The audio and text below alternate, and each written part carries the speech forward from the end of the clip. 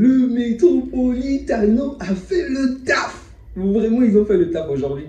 Salut les amis, j'espère que vous allez bien. Avant de vous parler du match de l'Atlético contre le Real, si vous êtes un fan du Barça et que vous êtes ravi de ce score, ok, on aurait peut-être souhaité que le Real puisse s'incliner, mais le 1-1 est largement mieux que de voir le Real gagner. Donc, si vous êtes un fan du Barça, laissez un pouce bleu aujourd'hui. Laissez un pouce bleu parce que ma joie est immense. Lorsque le Real menait et qu'on arrivait à la fin du match, j'avais la main sur l'âge pour dire, mais mince, que s'est-il passé? Que s'est-il passé? Bref, le score est plutôt réjouissant. Donc, c'est sur un score de parité que le match prend fin entre l'Atlético de Madrid et le Real Madrid. Donc, 1-1, pour moi, c'est un score largement mérité parce que les deux équipes était pratiquement à force égale. C'est vrai que le Real a peut-être eu plus de possession, plus d'actions peut-être plus concrètes, mais de l'autre côté de l'Atlético aussi, s'était procuré pas mal d'opportunités et l'Atlético avait tous les moyens nécessaires pour faire la différence. Vraiment, j'ai assisté à un bon match, quand même assez fermé, ok? Il n'y a pas eu énormément de liberté. Je pense que les deux adversaires avaient d'une certaine manière envie de gagner, mais également avaient peut-être peur de perdre le match. Et donc, pour moi, ce score de parité est un score assez juste pour les deux équipes. Si vous êtes madrilène, évidemment que vous êtes frustré parce que le Real avait quand même la domination. Le Real avait pratiquement gagné le match. Il a suffi d'une petite action pour que toutes les choses soient remises à zéro. Donc, c'est également ça le problème lorsqu'on ne mène pas toujours, lorsqu'on ne mène pas avec un grand écart. Lorsqu'on ne mène pas avec un grand score, généralement c'est le Real qui le fait, ok? Le Real renverse la partie et même gagne. Mais aujourd'hui, c'est le Real qui l'a subi. Oh, comme ça doit faire plaisir, vraiment. C'est une très bonne chose. Il faut que la même chose se passe même au stade de Bernabéu. Ça serait encore mieux. Et là que l'adversaire renverse même encore le Real. Donc, on a en face de nous deux équipes qui jusque-là n'ont pas encore perdu un seul match. Donc, le deuxième et le troisième se sont disputés cette place-là. Mais au final, le Real reste deuxième, l'Atlético troisième. Mais grâce à ce match nul, le Barça va garder sa première place. On a toujours 3 points d'écart avec le Real Madrid. Donc, c'est encore assez intéressant, on va dire. Je crois qu'avec l'Atlético, c'est 5 points maintenant. Donc, il va falloir que nous, de notre côté, que nous ne puissions pas baisser les bras parce que le Classico arrive quand même très bientôt. Je crois que c'est le 26 octobre, sauf erreur de ma part. Donc, il faut que de notre côté, nous puissions être sur une meilleure lancée que ce qui s'est passé la fois dernière. Donc, garder ce tempo, être dans de meilleures formes et espérer que nos voisins se cassent la gueule. Je m'excuse pour Iñaki Peña parce que hier, je l'ai critiqué. Aujourd'hui, Courtois fait la même erreur. Il s'est jeté. Bon. L'action de Correa était aussi une très belle action, il faut l'avouer. Donc les deux buts des deux côtés sont beaux. Les deux gardiens ne pouvaient pratiquement rien faire. Donc Courtois s'est vraiment pris un excellent dribble. Vraiment bravo, bravo, bravo. Comme quoi même les meilleurs peuvent se faire avoir.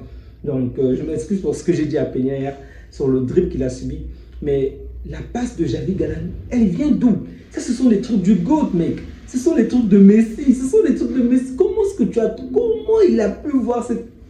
Je n'arrive même pas à comprendre comment est-ce qu'il a vu Correa. Vraiment, il y avait tellement de joueurs et il manquait d'un petit iota pour que Correa puisse être hors jeu. Mais évidemment, Javi Galan l'a vu, il a fait la passe. Une excellente passe. Vraiment, pour cette équipe d'Atlético, je pense que l'Atlético a quand même un meilleur banc de touche que nous. Ça, c'est pour moi évident. Ils ont déjà Riquelme qui est très bon, même si aujourd'hui, je ne l'ai pas trouvé au top. Vraiment, on aurait dû laisser... Alvarez, au lieu de mettre Riquelme n'a pas fait une bonne entrée aujourd'hui. Mais d'habitude, il fait de meilleures entrées, je précise. Mais aujourd'hui, c'était pas bon. Sorloth, par contre, a été nul. Il a été trop nul. Il a perdu trop d'actions. Il ne s'est pas montré dangereux. Ok, la fois dernière, il avait chicoté son équipe. Mais aujourd'hui, face au Real, ça peut se comprendre. Il peut arriver de jour en jour, on ne soit pas en forme. Sorloth n'a pas été à la hauteur aujourd'hui. Bon, Griezmann, vous savez que c'est un joueur que j'aime énormément. Donc, ce n'est vraiment pas logique que je parle de Griezmann parce que je ne serai pas vraiment, on va dire, impartial. Je vais toujours aller en sa faveur. Griezmann a très bien joué. J'aime toujours voir Griezmann jouer. C'est un mec qui se donne à fond, offensivement, défensivement. Il est partout. C'est vraiment une bête. Griezmann est très fort. Donc, encore une fois, bon match de Griezmann. Alvarez a eu de très bonnes actions. Surtout au début, c'est lui qui apporte ce danger. Je me suis dit qu'il va réussir à marquer, mais... On avait un très bon Courtois dans les cages et Courtois a fait d'excellents arrêts. Vraiment, bravo encore à Alvarez. Très bon match, même si aujourd'hui il n'a pas été décisif. C'est peut-être ça la mauvaise pioche de la journée.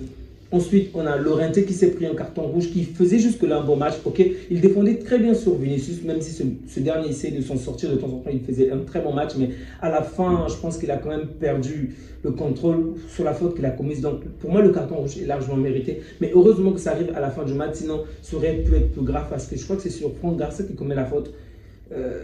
c'est une faute quand même assez dangereuse. Et d'ailleurs, il n'a même pas contesté. Dès qu'il a eu le carton rouge, il est parti parce qu'il savait que c'est quand même une faute assez grave qu'il a commise. Gallagher, je l'ai trouvé assez timide aujourd'hui, ok. Il y avait de bonnes choses, mais j'aurais vraiment souhaité qu'il termine les actions par lui-même. Il a essayé de le faire une fois ou deux fois dans toute l'intégralité du match, mais c'était pas bon, pas assez en fait. Le Gallagher que j'ai vu les matchs passés, le Gallagher que j'ai vu avec Chelsea faisait beaucoup plus que ça, mais celui-ci était, peut-être que c'est le match, comme je l'ai dit au départ, les deux équipes voulaient la victoire, mais d'un autre côté, ne voulaient vraiment pas se mettre totalement en danger, donc prendre des initiatives vraiment dangereuses. Du coup, elles étaient un peu timorées. Alvarez, j'en ai déjà parlé. Pendant le match, je crois même qu'il y a eu un petit switch entre Alvarez et Griezmann qui ont complètement changé de poste de Paul. Que dire de Paul? Oh, mais quel... Oh, ça ne s'est pas terminé par un but, mais les passes de Paul ici font parler. Wow, il est très bon au milieu, il est très bon défensivement, mais il a de très bonnes passes de Paul. Sincèrement, il me bluffe. La passe qu'il a faite, à qui il a fait cette passe-là? Je crois que ça devait être à Correa ou à Llorente. En tout cas, la passe a cassé pratiquement 2 ou 3 lignes. Là, son joueur s'est directement retrouvé du côté gauche de la surface de Courtois. Donc, ça a failli vraiment se terminer par un but, mais malheureusement, il a facilement été rattrapé par des joueurs adverses, des défenseurs adverses. Et vous savez, lorsqu'on a des défenseurs comme Carvajal qui est très bon, comme Rudiger, il y a quand même une certaine sûreté défensive. Donc, mais semblable, les passes de Paul sont vraiment mortelles. Ensuite, en défense, bon, il y a vraiment eu, pas besoin de citer un quelconque joueur. J'ai trouvé la défense de l'Atlético assez cohérente, assez synchrone, c'était très beau. Ils étaient constamment ensemble, montaient constamment ensemble, se faisaient les passes. Et il y a même des moments où je me disais que cette défense pourrait vraiment commettre une erreur et l'adversaire va le marquer. Mais au final, non, ils ont vraiment tenu jusqu'à la fin, c'était très très beau. Et il y avait une très bonne symbiose avec le gardien également. Des actions dangereuses, je précise. Donner la passe au gardien devant son poteau, devant la cage, c'est dangereux. Mais ils se sont peut-être entraînés comme ça et du coup, c'était très très beau à voir. Le Normand, pour moi, qui est de très loin l'homme, on va dire, le meilleur, en tout cas, la principale pièce de cette défense, il a vraiment très bien joué et il a fait de très bonnes actions défensives. J'espère juste qu'il ne s'est pas blessé avec le coup de tête qu'il a reçu de la part de Tchouaméni. Du côté du Real, dans l'ensemble, comme je l'ai dit, Courtois a fait un très beau match. Vinicius toujours dans la provocation, toujours dans les discussions, mais il a fait également un bon match, même si pendant toute la première période, je précise que ce soit d'un côté comme de l'autre, je n'ai pas trouvé les attaquants fabuleux, ok? Ils étaient trop timorés, ils étaient trop... Il y avait trop cette peur-là de perte de match, de perte de contrôle. Du coup, c'était assez calme. Vraiment, c'était assez bloqué. Donc, mais en deuxième période, les deux équipes se sont un tout petit peu éveillées. Donc, la deuxième période, pour moi, était largement mieux que la première. Même si la deuxième période, je ne vous l'ai peut-être pas dit, aux alentours de la 68e minute, il y a eu un petit souci avec Courtois. Donc, une fois que Militao marque, Courtois pousse un cri, je crois qu'il dit Vamos aux supporters qui sont juste derrière sa cage. Et vous savez très bien de quelle manière pas mal d'interventions de Courtois ont été mal prises par les supporters de l'Atlético. Déjà lorsqu'il disait qu'il était dans le bon camp, lorsque le Real avait gagné la Ligue des Champions, du coup, il n'était plus du tout la légende. Il n'est plus du tout la légende de l'Atlético. Il y a eu pas mal de choses entre Courtois et le Real. Déjà, rejoindre le Real, c'est grave. Et ensuite, lorsqu'il gagne la Ligue des Champions avec le Real, dire carrément qu'il était dans le bon camp, ça ne s'était pas bien passé, si vous vous souvenez bien. On l'avait retiré même parmi les légendes de ce club. Du coup, aujourd'hui encore, lorsque Militao marque, il célèbre devant ce grand public, ben, ça les met en colère, ça les met en pétard. Ils se mettent à lancer constamment des briquets. Du coup, ça le démoralise, ça perturbe le match, ok?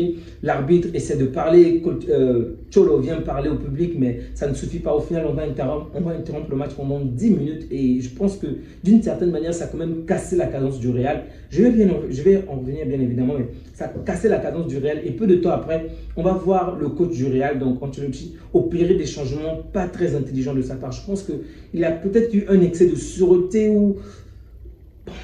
C'est difficile à dire parce que pas mal de coachs veulent préserver les joueurs pour la Ligue des Champions et peut-être qu'il a voulu juste préserver ces joueurs pour la Ligue des Champions parce qu'il y avait déjà ces frictions, il y avait constamment de la colère, bref, des embrouilles partout, ok, principalement avec Vinicius. Donc il va opérer pas mal de changements et donc ces changements-là vont peser dans le jeu, ok. Le Real qui était très offensif, qui avait une certaine domination, ben, petit à petit va perdre ce contrôle-là et on va voir de quelle manière l'Atlético va vraiment aller de l'avant et mettre énormément de la pression au Real. Donc 10 minutes de repos, les 10 minutes ont vraiment permis à l'Atlético de reprendre ses esprits et une fois qu'ils vont revenir, le Real va avoir une certaine domination et Ancelotti va opérer des remplacements. Rodrigo va sortir, Modric va sortir, Vinicius va sortir et là, l'Atlético va complètement reprendre l'ascendant. Il va vraiment avoir plus d'action offensive envers du Real et ils vont vraiment réaliser pas mal d'actions. Vraiment, il y a eu pas mal d'opportunités, mais ils arrivaient vraiment, alors là, vraiment pas à marquer. Jusqu'à ce que un certain Javi Galán, évidemment, de l'autre côté également, il y a eu des remplacements intelligents de la part du coach, même si je pense qu'on n'aurait pas dû sortir Alvarez pour faire entrer Riquelme, mais Riquelme est une bonne pioche de base. C'est juste aujourd'hui qu'il n'a pas été à la hauteur. Donc, on va faire entrer Llorente, on va faire entrer Correa, on va faire entrer Riquelme et même Javi Galán, sauf erreur de ma part. Et donc là, c'est Javi Galán qui va réaliser la passe et Correa va tuer le match. Bravo, 1-1 partout.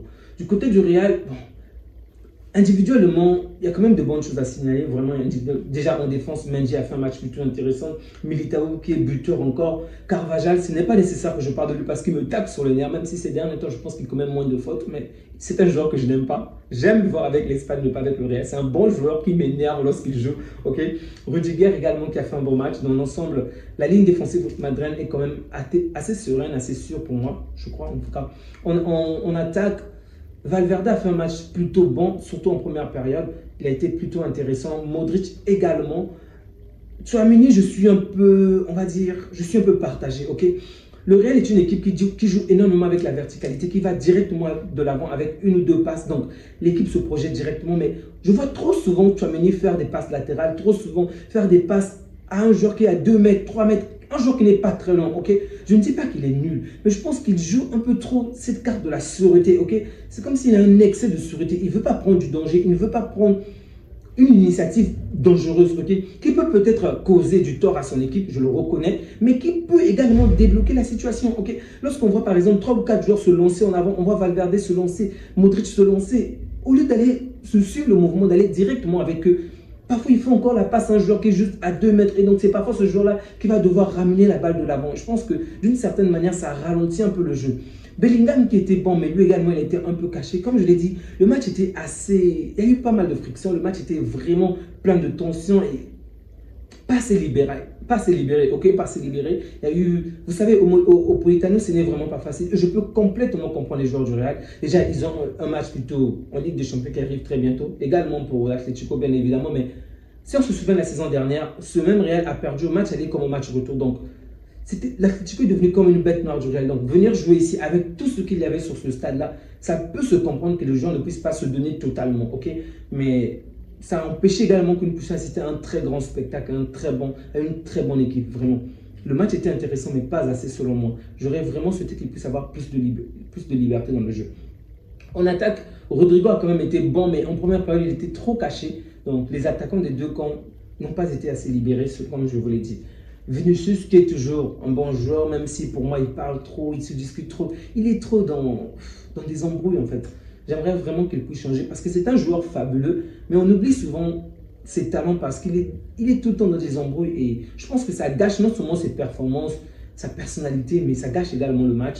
Les amis, on va s'arrêter là pour la soirée. C'est une soirée qui se termine extrêmement bien pour moi parce que voir le Real gagner, pour moi, c'était le pire scénario de la soirée. J'aurais même accepté que l'Atlético puisse gagner, mais le Real gagner, vraiment, c'était inacceptable. Vraiment inacceptable. Les amis, n'oubliez surtout pas de laisser des commentaires, de liker, de partager la vidéo. Ça me fait énormément plaisir de pouvoir compter sur vous. Et si vous êtes catalan pour moi, supporter de la grande équipe, n'oubliez surtout pas de laisser un like. Ça me ferait énormément plaisir. Prenez soin de vous ainsi que des vôtres et que Dieu vous garde. On se dit à bientôt. Au revoir.